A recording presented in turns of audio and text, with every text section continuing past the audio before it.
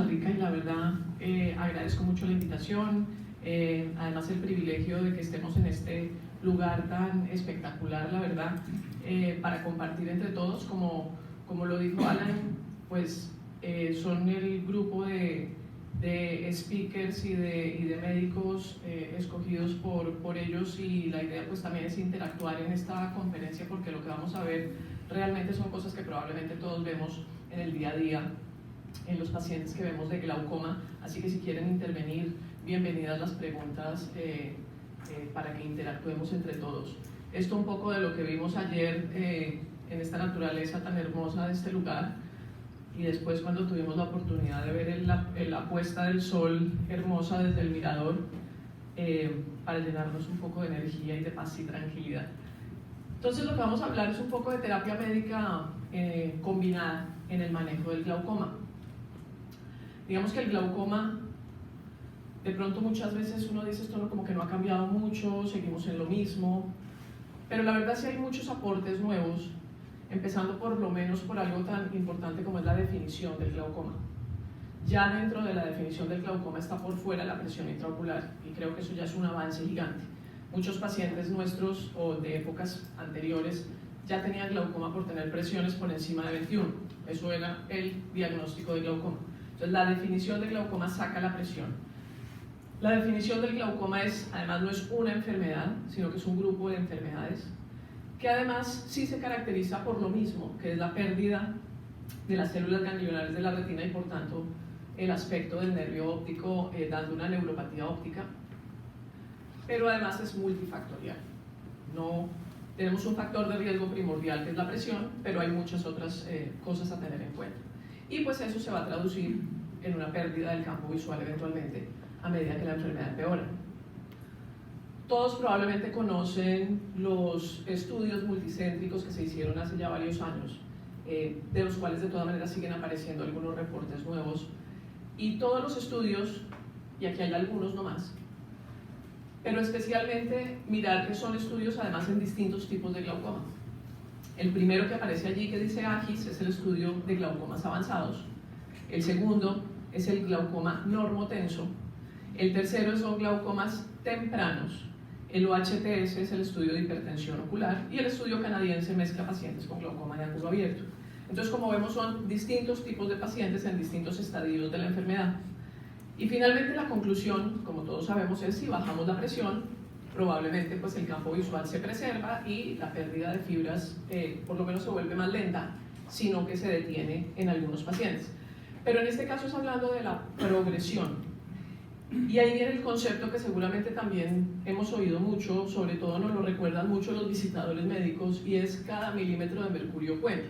Eso salió especialmente del estudio del EMGT, que es el estudio donde evaluaron que los pacientes tenían una meta de reducción de la presión, pero a pesar de haberla reducido, de todas maneras algunos seguían empeorando. Entonces a esos pacientes que siguen empeorando se les reduce mínimo un 20% más la presión, y eso logra reducir la progresión de la enfermedad en al menos un 10 a un 14% por cada milímetro adicional de presión que se disminuye. Otra cosa que también ha cambiado, creo yo, muy importante, es que a uno le dicen para qué o cuál es el objetivo del tratamiento del glaucoma, y probablemente muchos dirán bajar la presión intraocular. Y hay que ir más allá, es mejorar la calidad de vida visual del paciente. O sea, lo que uno debe pretender es que la persona a lo largo de su vida no llegue a una disfunción visual que le afecte pues todas sus actividades, sino que logre conservar lo que le sirve para tener una actividad personal, social, etc. Y eso pues obviamente va de la mano con la disminución de la presión, porque es el tratamiento que de todas maneras tenemos. Además, lo que hacemos es tratar de definir objetivos con base en la severidad de la enfermedad de la persona. No todos necesitan lo mismo.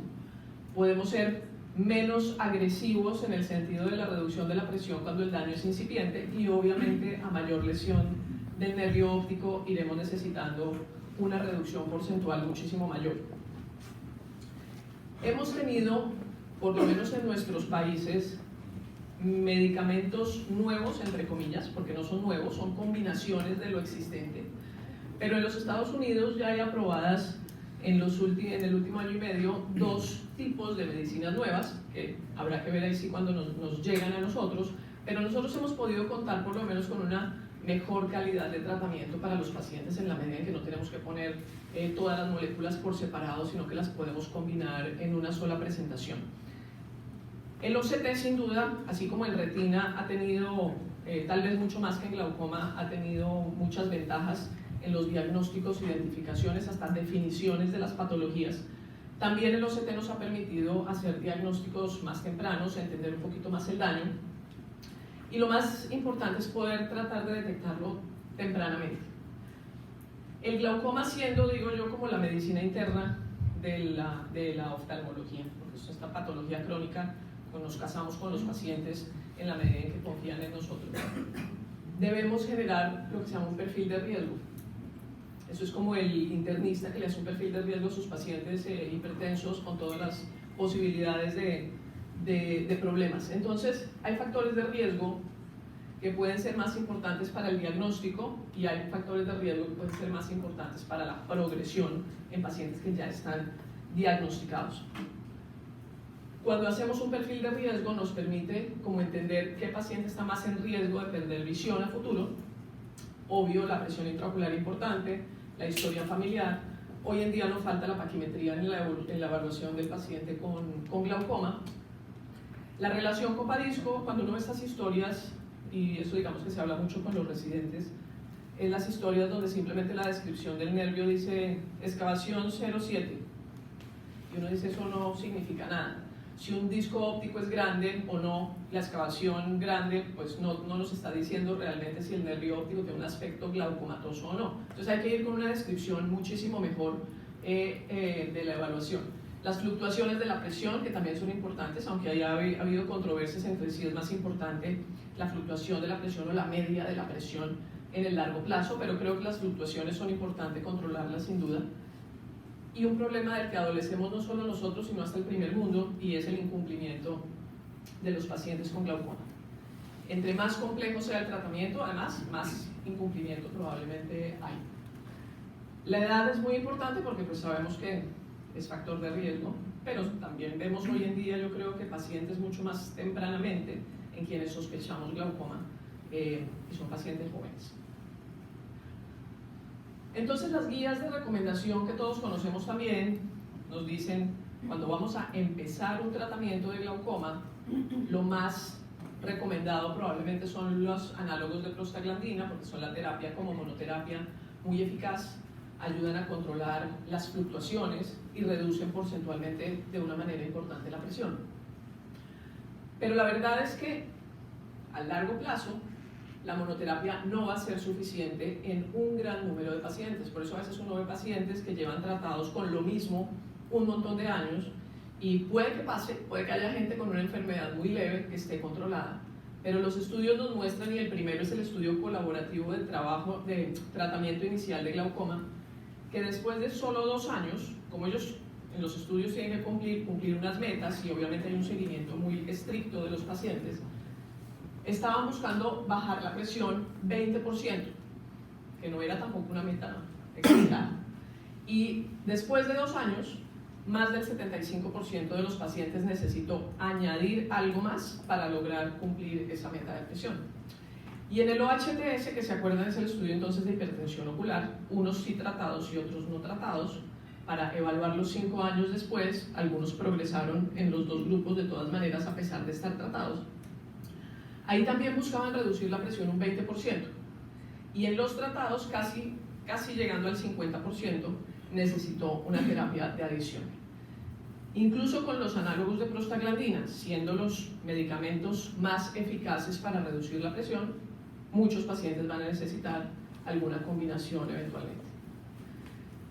Cuando necesitamos combinar, pues siempre pensamos en que es ideal tener mecanismos de acción complementarios para potenciarse entre ellos y lograr de esa manera una mejor reducción. Y siempre tenemos que pensar, y hoy en día mucho, en las patologías o comorbilidades que van teniendo los pacientes. Sobre todo, como decíamos, los pacientes van a tener terapia muchas veces por toda la vida o por muchos años, y puede que en el momento del diagnóstico no tengan otros problemas de salud, pero a lo largo de la enfermedad sí. Entonces siempre es importante estar preguntando si ha sucedido algo nuevo, digamos, en la salud general de la persona. Esta gráfica es bien bonita, tal vez muchos la conocen. Es una gráfica que presenta la Guía Europea para Manejo de Glaucoma en su actualización más reciente, que fue en el año 2014. Porque nos separa para tener como objetivos claros si tenemos que bajar la presión demasiado o si podemos no ser tan exagerados en la reducción de la presión. Y va a depender de varios factores importantes. El primero es si el defecto de esas fibras nerviosas es severo o no. Paciente con un glaucoma incipiente, no hay que ser tan exagerado. Las metas de todas maneras son, ojalá no menos del 25%. Si el defecto es muy severo, tenemos que irnos a una presión mucho más baja. Si el paciente es un paciente muy joven, más exageraditos sí tenemos que ser. Por eso en los pacientes jóvenes no hay que ser tolerantes con picos de presión. Los glaucomas juveniles son pacientes en un alto riesgo de posible pérdida visual rápidamente. Si en cambio la expectativa de vida de ese paciente es corta, es una persona mayor, de pronto con algunos otros problemas de salud, pues no es que no haya que bajarle la presión, pero no hay que ser complejos en el tratamiento de una persona que además probablemente no lo va a cumplir bien. Si logramos identificar la presión a la cual se dañó el nervio óptico, y por eso muchas veces hacemos suspensiones de tratamiento en gente que no conocemos, nos llega alguien que ya está tratado con algo, y uno no, y con terapias a veces múltiples, y uno no tiene la sensación de realmente ahí que de todo eso le estará funcionando bien. ¿Cuál será la presión basal para poder saber qué tanto porcentaje de presión realmente se ha reducido o no? Entonces, si logramos identificar que la presión a la que ocurrió el daño es baja, como ocurre en los glaucomas más de tipo normotenso, tenemos que tratar de tener una meta más baja. Pero si la presión a la que ocurrió el daño fue más alta, además todos sabemos que bajar presiones altas es más fácil. Ponemos una molécula en una presión elevada y probablemente tenemos un descenso muy significativo. En cambio, cuando lo hacemos en presiones más bajas, no baja un porcentaje tan importante. Y el otro factor que agregaron en esta descripción, que es súper importante, es la tasa de progresión. Eso quiere decir a qué velocidad empeora mi paciente. Y eso solo lo podemos conocer si hacemos campos visuales y tomografías con una periodicidad adecuada, porque a ojo no vamos a poder detectar realmente las pérdidas pues, de las fibras nerviosas. Entonces, si el paciente progresa rápido, hay que ser más exigente con la disminución de la presión. Entonces, todo esto a veces suena como muy ideal, que uno dijera voy a monitorizar a mi paciente, cada 3 meses va a venir a consulta, le voy a poder hacer campo visual y tomografías cada 4 a 6 meses, y de pronto según el sistema de salud eso puede no ser real. Entonces la realidad es que hay dificultades y pues nuestros sistemas de salud serán distintos, pero creo que es muy diferente muchas veces en la parte pública a la parte privada, que uno puede hacer diferentes cuidados, y los recursos también son limitados, y la población crece y la población envejece, o sea que nuestra patología de glaucoma va a ir teniendo más incidencia y más prevalencia en las poblaciones también. Entonces muchas veces es también importante saber cómo optimizar los recursos y tratar de enfocar las necesidades de exámenes más seguidos, por ejemplo, en los pacientes que precisamente uno ve que tienen un alto riesgo. Por eso ese perfil de riesgo que hacemos y esa identificación de esos factores pues es clave para que a esos pacientes les podamos hacer entonces probablemente exámenes más seguidos. También vemos que hay pacientes con glaucoma que no empeoran, por lo menos no significativamente. No todos los pacientes con glaucoma se quedan ciegos, claramente no. Entonces pues hay que evaluar todos estos factores.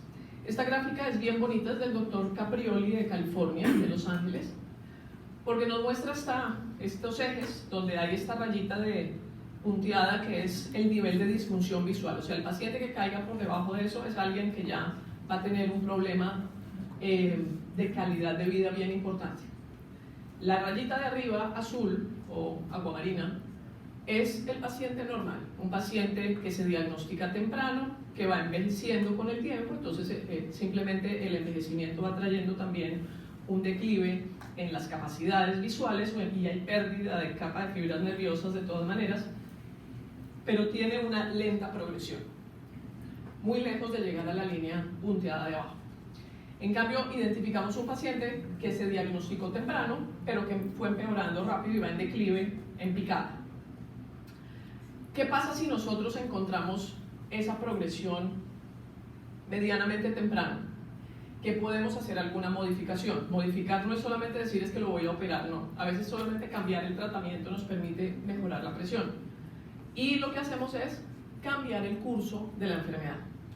Pero si en cambio lo encontramos por la razón que sea, más tarde y hacemos algo más tarde, puede que le modifiquemos el curso de la enfermedad, pero va a tener una reserva tan pequeña que puede llegar, según su edad, a un problema de disfunción visual. Como lo mencioné, entonces lo más frecuente, creo que lo más estándar hoy en día a nivel mundial son los análogos de prostaglandina como primera elección, pero cuando no se reduce la presión, pensamos o en cambiarlo o en empezar a hacer unas terapias más combinadas o agregar medicamentos. El cumplimiento pues es claro. La buena relación médico-paciente en el glaucoma es importantísima, como en muchas cosas, pero aquí en este manejo crónico de los pacientes es realmente importante que el paciente confíe en nosotros y nos crea, porque si no, pues más aún no va a cumplir adecuadamente el tratamiento. Además, hay pacientes en los que de pronto el análogo de prostaglandina no es la primera elección. Por ejemplo, si tenemos glaucomas de origen inflamatorio, glaucomas posquirúrgicos, pacientes monoculares, no es una contraindicación absoluta, pero también la parte cosmética hay que tenerla en cuenta eventualmente. La posibilidad o no de edema macular cistoide, que aunque es poco frecuente, existe la posibilidad. Y también hay pacientes que son intolerantes. Cuando hay cirugías vitreoretinianas, donde muy frecuentemente puede haber variaciones de la presión en el postoperatorio, seguramente no pensamos en el análogo de prostaglandina, pensamos en otro tipo de combinaciones fijas. Y lo mismo pasa en la frecuentísima cirugía de catarata, hasta en los láser. Cualquier capsulotomía puede llegar a tener un pico de presión que necesite terapia médica, y seguramente las combinaciones van mejor. Entonces, las combinaciones fijas, cuando llegaron, sin duda facilitaron la vida. La dosis más simplificada, que el paciente no tenga que ponerse y lavarse una gota con la otra en la medida que usaba más frascos. No se pueden alterar las dosis. A veces uno ve pacientes que tienen medicamentos que tienen combinación con timolol y están 3 veces al día. Timolol 3 veces al día no es el tratamiento adecuado. Entonces uno no debe alterar las dosis si son 2 veces al día, o cuando son combinaciones de análogo de prostaglandina beta bloqueadores una sola vez al día. Hablando específicamente de la combinación brimonidina-timolol, que todos la conocemos hace mucho tiempo, y si no, pues por separado se han usado desde hace muchísimo tiempo. Tienen mecanismos de acción complementarios, porque el beta-bloqueador actúa primordialmente, como todos sabemos, en la producción de humor acuoso, reduciéndolo, y la brimonidina tiene acción tanto en el flujo de salida uveoescleral como en la producción de humor acuoso. Eso hace que haya como una potencialización del efecto. Y existe desde hace muchos años, porque es una combinación que lleva mucho tiempo de aprobación, estudios que recalcan sobre la eficacia, que es sin duda lo que yo siempre digo, para nosotros lo más importante es que las cosas funcionen y bajen la presión, pero sin duda la tolerancia y la seguridad van de la mano de todas estas experiencias. Entonces, también hemos visto en algunos pacientes, por ejemplo, uno de los efectos adversos de la brimonidina frecuente puede ser la posibilidad de alergia ocular, que es más además periocular, más que ocular, pero se ve también que se reduce la incidencia de alergia en la combinación con maleato de timolol. Y un factor bien importante del que vamos a hablar ahorita, que es la neuroprotección, específicamente de la brimonidina, que es en lo que tal vez confiamos mucho para nuestros pacientes con glaucoma, y es no depender exclusivamente de la reducción de la presión intraocular para el control de la enfermedad.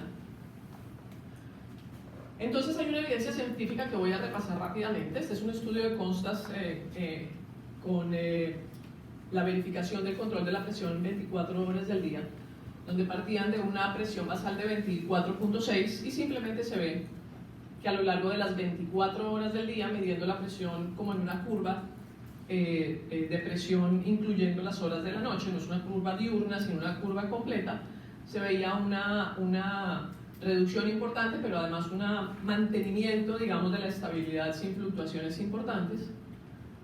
Cuando lo comparaban en pacientes con la combinación timolol-brimonidina versus la combinación timolol-dorzolamida, también se veía que había una mayor reducción de la presión adicional del 24%, y que si uno decía quiero que la presión de mis pacientes esté por debajo de 18 milímetros de mercurio, la combinación timolol-brimonidina lo lograba en el 85%, mientras que la otra lo lograba en un 60%. La neuroprotección es bien interesante. Es tal vez la molécula, la brimonidina, que más estudios tiene a nivel de neuroprotección. Sigue siendo un tema controversial, falta seguramente entender un poquito más esto, pero por lo menos hay avances en esto. Este es, por ejemplo, un estudio que ya les voy a explicar. Cuando uno habla de neuroprotección, ¿qué es? Es prevenir o retardar la apoptosis, que es la muerte celular programada de las células ganglionares de la retina. Y eso, pues, irá de la mano de preservar, obviamente, nuestro campo visual. Entonces, en lo que se basó este estudio es que las células ganglionares de la retina expresan una glicoproteína que se llama el TAI1. Entonces simplemente esa molécula se convierte en un biomarcador para poder medir la salud y la viabilidad de las células ganglionares de la retina. Cuando hay glaucoma y se mueren esas células ganglionares de la retina, se reduce la expresión de esa molécula. Entonces la usaban simplemente, como les digo, para usarla como un biomarcador. Entonces lo que hacían era que tomaban unos ratoncitos, y a los ratones les aplastaban el nervio óptico. Ese es un modelo que hay de daño del nervio óptico, como muchos otros modelos que hay. Entonces los operan, agarran el nervio óptico con una pinza, lo presionan durante unos segundos, eso se llama un crushing del nervio óptico, y después les hacen los estudios de la medición de las células ganglionares de la retina. Después de aplastar el nervio óptico, algunos de esos ratones los expusieron a brimonidina, pero una sola vez.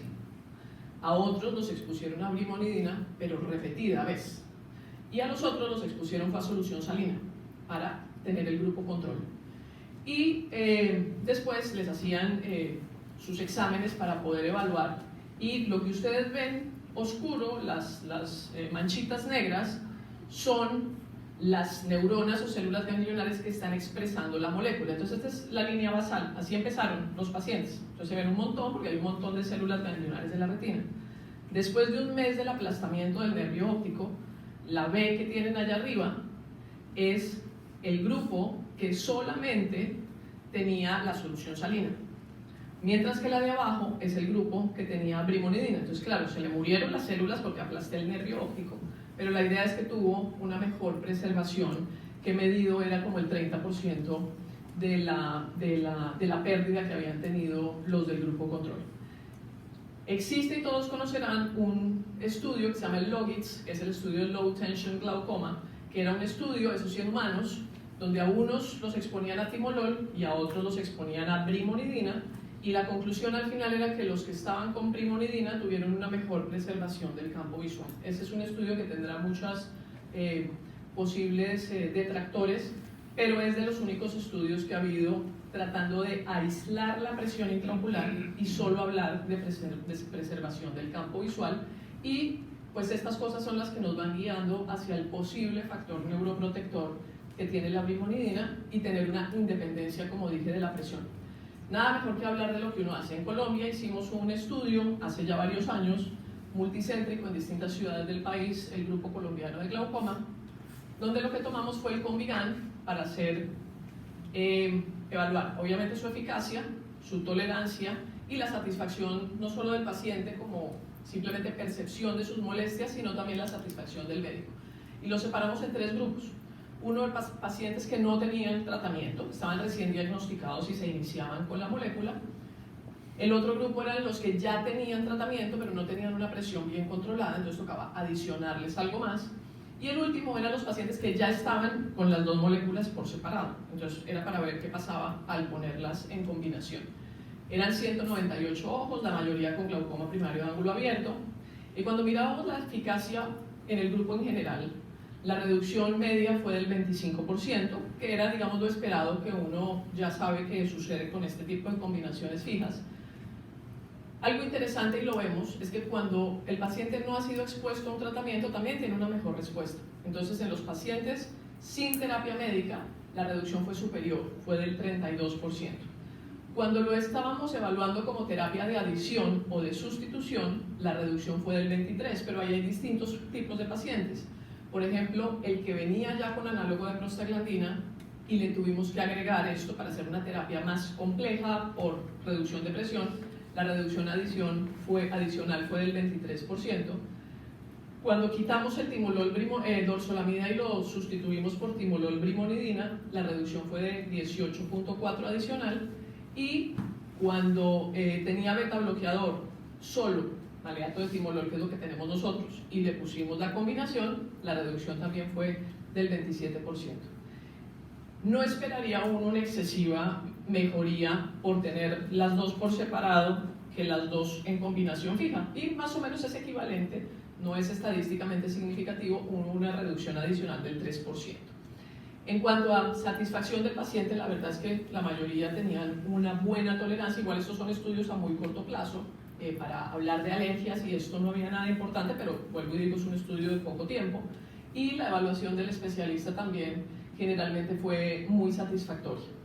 Entonces, esto en conclusión, y lo publicamos en la revista de la Sociedad Colombiana de Oftalmología en su momento en el año 2008, era que daba una reducción adicional de la presión, que era eficaz tanto como monoterapia, entre comillas, de ser una terapia fija, combinada pero única, y como terapia de adición, y un número importante de pacientes lograron reducir la meta. Esto se los muestro porque es muy educativo, por ejemplo, para el grupo de que sean profesores, de residentes, y aparecen las guías del Consejo Internacional de Oftalmología, del ICO. Y nos dice, vea, el glaucoma además de todo puede ser temprano, puede ser moderado o avanzado, y puede ser ya cuando hablamos de glaucomas terminales, ojos ciegos, dolorosos, etcétera, sin potencial visual. Y la meta entonces de reducción de la presión pues no va a ser igual en todos, y qué hacemos tampoco es igual en todos, sobre todo hoy en día que contamos con tanto tema de cirugías microinvasivas para glaucoma. Todo tiene su espacio y tiene su nicho de pacientes, digamos, que se van a beneficiar de ciertas cosas. Entonces, es importante mencionarles y entender que no todos los procedimientos son para todos los estadios de la enfermedad.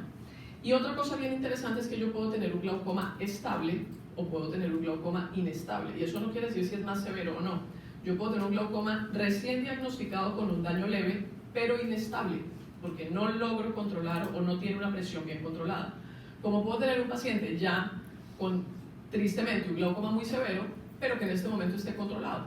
Entonces, el buen control obviamente va a requerir un seguimiento, pero probablemente un seguimiento que entre 4 meses o más, dependiendo del tipo de paciente. Y el glaucoma inestable muchas veces lo tenemos que estar viendo cada semana, cada mes, cada mucho tiempo, para estar logrando lo más oportunamente su buen control. Estos son puntos que me gusta decirles para no olvidar, y es uno de dirigir la terapia según el objetivo de la presión. O sea, sí es importante ponerse una presión objetivo en cada paciente.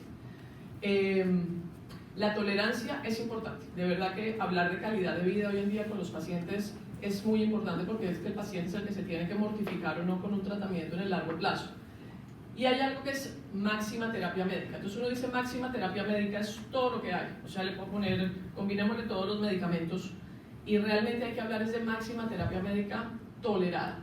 Hay pacientes que no toleran toda la cantidad de medicamentos. Puede que con uno ya estén generando un montón de problemas y puedan ser entonces mejor candidatos para otro tipo de terapia. Lo importante es que el paciente pueda cumplir su tratamiento. Para que terminemos, pero con algo práctico, les voy a mostrar este caso. Es una mujer joven, como ven ahí, que tiene 30 años, que desde el 2013 dice que era sospechosa de glaucoma, pero que ya le habían confirmado que sí tenía glaucoma, y venía tratada con lo que yo diría es máxima terapia médica, sin duda, que tenía travoprost y timolol brinzolamida en combinación. Entonces quería otra opinión, y por eso llega a la consulta, como nos llegan tantos pacientes a pedirnos algún concepto adicional. Tiene antecedente importante, mamá y tía materna, la hermana de la mamá, con glaucoma. una refracción miope, como la ven ahí, un poco más en el ojo izquierdo que en el ojo derecho, y una agudeza visual que con su corrección no llega al 20/20 en ninguno de los dos ojos, ¿no? Presión con ese tratamiento en la consulta aislada en 10, y hablando de las descripciones que no dicen nada, una excavación que aparece en la historia como un 0,6. Bueno, ángulos abiertos y unas córneas delgadas sin antecedente de ninguna cirugía refractiva. Ahí, bueno, ahí más o menos alcanzan a ver los discos ópticos, y eso es lo que nos llega a la consulta. No tenemos más información. Entonces, la pregunta que les hago es, ¿la paciente es sospechosa de glaucoma para ustedes? Ya viene tratada, ¿no? O sea, nos llega a nosotros, y siempre que un paciente llega nuevo, así venga con un diagnóstico, pues uno va como a partir un poquito de cero, porque muchas veces nos buscan para que les confirmemos si tienen o no tienen, ¿no? Entonces, simplemente la pregunta que les haría es, ¿la considerarían sospechosa de glaucoma, sí o no? Sí. Sí, ok. Entonces, estoy de acuerdo. Entonces, el diagnóstico quedó en ese momento como una sospechosa de glaucoma, su tema miópico. Solo llevaba 1 año de uso, pero de todo esto junto. Y ahorita les voy a mostrar los exámenes, obviamente. Entonces, lo que hicimos en ese momento fue decir, no, pues suspendamos todo esto para poder saber cuál es realmente la presión intraocular basal de esta paciente. Se hace una curva diurna de presión, con una media más o menos de 12 en el ojo derecho y 11 en el ojo izquierdo, después de 3 semanas apenas. También como con el temor de suspendiendo todo eso, no vaya a ser que esta paciente joven haga un pico de presión bien brusco. Y se le dijo, siga sin gotas, y 2 meses después se volvió a revisar, pero digamos que la curva de 2 meses después seguía con unas presiones en ese nivel tan bajo, aparentemente, ¿no? Estos son los campos visuales. Fíjense que es una paciente joven, el primero era un 32, entonces digamos que lo podemos ir como sacando ahí de un poco para no confundir el resultado, pero fíjense la altísima variabilidad que tiene este ojo derecho en el resultado de los campos visuales. O sea, no todo el mundo sabe hacer campos visuales, ahí no estamos diciendo que ella tenga un defecto del campo visual, es que no lo hace bien, tiene muchos errores, pero errores que también uno empieza, ¿se repiten o no se repiten? Entonces no, todo es un tema ahí súper variable, sin mayor, nada, no sacamos como mucha información. Y en el otro ojo pasa algo parecido, aunque esta gráfica de tendencia de progresión fluctúa tal vez menos que en el otro. Ahí hay exámenes hasta el 2017, los que están viendo ahí, pero fíjense que de todas maneras nunca hay un examen que sea normal. O sea, el tema es que tiene dificultades en hacer el campo visual. Entonces nos vamos a nuestra tomografía, y ustedes ven que si nos guiamos por la base normativa, por la cual no hay que guiarse a veces mucho, nos diría que el promedio de capa de fibras nerviosas está dentro de lo normal, ¿cierto? Hay evidentemente unas excavaciones que son grandes y prominentes. El ojo izquierdo tal vez es el que esa gráfica de reflectividad de las fibras no se ve tan bonita como se ve la del ojo derecho, digamos. Pero evidentemente el GPA de progresión nos dice, por lo menos la máquina, vuelvo y digo, no nos guiemos por esas cosas, pero no nos da una alerta de que estadísticamente algo haya cambiado. Y si miramos literalmente los números, en el ojo derecho realmente no hay una variación importante. En el ojo izquierdo hay algunas variabilidades, pero tampoco pues algo significativo. Este es el último examen. Este es un examen de octubre del año pasado. En el ojo derecho, entonces ustedes ven que vuelve y pasa lo mismo. O sea, no me va bien. Ahora parece hay un aspecto de escalón nasal, pero que tampoco tiene mucho que ver con los demás. Aunque uno siempre en alguna zona se va a repetir, pero por lo menos lo que es claro es no empeora. Y la tomografía, volviendo al cuento de los números, el valor promedio de capa de fibras nerviosas y mirando cada sector por separado realmente no tiene variaciones de más de 2 a 3 micras en ninguno de los valores, o sea que podemos decir que es un examen estable. En el otro ojo lo que nos pasa es que empeoró, estuvo un peor resultado en el examen del campo visual, que como todo pues habrá que reconfirmarlo, pero evidentemente un campo visual que si lo vemos acá pues cayó bastante en porcentaje de índice de campo visual comparado con el anterior. Y cuando miramos la gráfica de los números de la tomografía en el seguimiento, vuelvo y digo, a pesar de que no lo resalta, si uno mira los cuadrantes inferiores, se los leo para los que de pronto no lo alcancen a ver desde allá, el valor mayor fue de 102 micras y el último valor está en 97, que se ha mantenido igual desde el año 2016, igual. Y los valores de tamaño de excavación o de los otros tampoco varían en porcentajes que sean realmente significativos. Otra prueba bien importante, y sobre todo en jóvenes, es la evaluación macular. Aquí tampoco tenemos mucha certeza de la evolución, pero los últimos estudios nos muestran que hay pérdida de capa de fibras ganglionares en la mácula en pacientes con glaucoma. Y en algunos pacientes puede ser una pérdida que va antes de la pérdida de la capa de fibras nerviosas a nivel peripapilar, sobre todo en pacientes jóvenes. Entonces, en algunos software hay el análisis de progresión. Aquí simplemente les voy a mostrar que en ese ojo izquierdo, que es el que es un poco más sospechoso, como lo vimos en los exámenes anteriores, cuando miramos la primera, aquí, del año 2014, aparece una zona llamativa, que si la miramos en el del 2016, está un poquito más, y si la miramos en el 2018, tiene aparentes cambios la misma zona, aparentes, ¿ok? Entonces uno piensa, ¿esto es glaucoma o esto es miopía? Porque la misma miopía genera obviamente una serie de alteraciones importantes y son casos confusos. Los miopes son sin duda un reto y entre más alta es la miopía, más difícil las cosas. Entonces, parece un glaucoma, pero uno puede no estar seguro. Y no estar seguro pues no es un delito.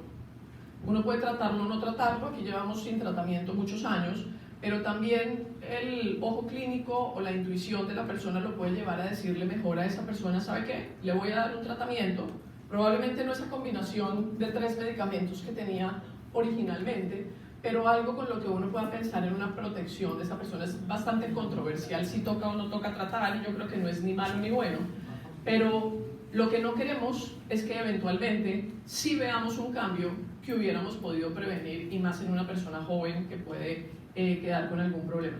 Los nervios ópticos miópicos, muchas veces tienen un sobrediagnóstico de glaucoma, no hay duda. Hay que hacer un seguimiento, además. El OCT, cuando la miopía es muy alta, el OCT de nervio óptico es muy mal para guiarse porque no nos da informaciones muy coherentes muchas veces. Entonces hay que buscar fluctuaciones de la presión y hay que hacer campos visuales. Campos visuales no solamente 24/2, sino también 10/2 para mirar la mácula, precisamente por los daños más tempranos que puede haber. Y una gran proporción de miopes de todas maneras puede tener glaucoma. Lo que creo es que no hay que ser agresivos, y menos en un caso como este, para tratamiento, y probablemente algo que, como vemos, una presión es normal, pues de pronto estos mecanismos de acción complementarios de neuroprotección nos pueden ayudar por lo menos a tener un paciente bajo una monitorización y con tranquilidad. Entonces, el diagnóstico, obviamente sí hay progresión medible. Mientras no haya progresión medible, el paciente no tiene un diagnóstico certero de que tiene glaucoma.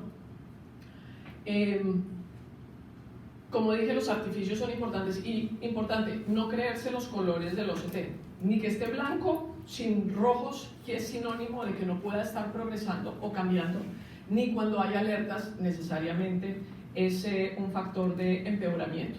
Entonces es mejor guiarse paciente con el paciente, no paciente con la base normativa. O sea, ya teniendo mi guía basal, esa es mi guía para los siguientes, y muchas veces tenemos que cambiar la línea de base. Si hacemos tratamientos y la presión baja, podemos llamar a los del OCT y decirle, ya no me ponga ese examen como línea de base, cámbiemelo, porque yo quiero saber es de ahora en adelante si el paciente empeora o no empeora. Y hay que hacer el mismo seguimiento estricto como si el paciente tuviese glaucoma. Eso es cada 4 meses, control, y cada cierto tiempo hacer los exámenes. Con eso terminaba. Muchas gracias.